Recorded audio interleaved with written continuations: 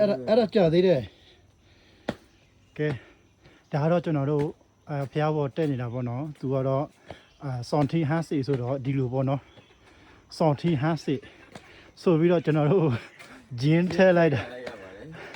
နှစ်ယောက်စာတော့နော်ဒါကတော့စောန်တီဟုတ်တယ်မှန်တယ်နှစ်ယောက်စာဒါတစ်ခုစဉ်ရဟိုမှာလည်းယူလိုက်ရအောင်ပြီးတော့နှစ်ခုတရားသူပြောတာမှန်တယ်လေဒီမှာမွေးတယ်နှစ်ခုပန်းနှစ်ပွက်စောန်တီဟန်စီမှန်တယ်ဒါပေမဲ့သူလည်းဒီမှာသွားထိုးပေးလိုက်တယ်အဲ့ဆိုတော့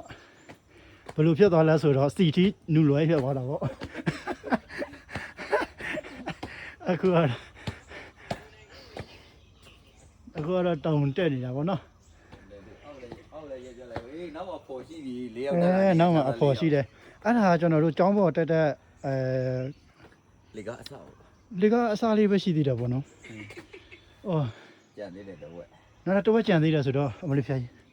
ဆိုင်ကယ်နဲ့တက်လာတဲ့ဟာလေကျွန်တော်တို့ဟိုဘန်ကောက်ကဆက်ထတိုက်လေးတိုက်တာလို့ရှိတယ်အဲ့ဆက်စုပြီးတော့တစ်ခေါက်တိတက်လာတော့ねတို့တစ်ခွက်ကိုယ်နဲ့ပြောလို့လည်းမရနဲ့တို့တွေ့နေလေးရလုံးလိုက်မယ်နော်လုံးလိုက်မယ်အဲ့လိုမျိုးပေါ့နော်ပြောရှင်းတာကဒီတောင်ပေါ်ဆိုင်ကယ်နဲ့တက်လာတာဒီဇော်တန်းချီရင်ရောက်ဖို့ကုန်မှာဆက်ထတိုက်လေးတိုက်တာလို့ရှိတယ်ဆိုတော့လေးတိုက်တာကြော်ရင်ကြော်မယ်နော်လေးတိုက်တာကြော်ရင်ကြော်မယ်တော်တော်ကြာတယ်ပတ်လိုက်ရတာ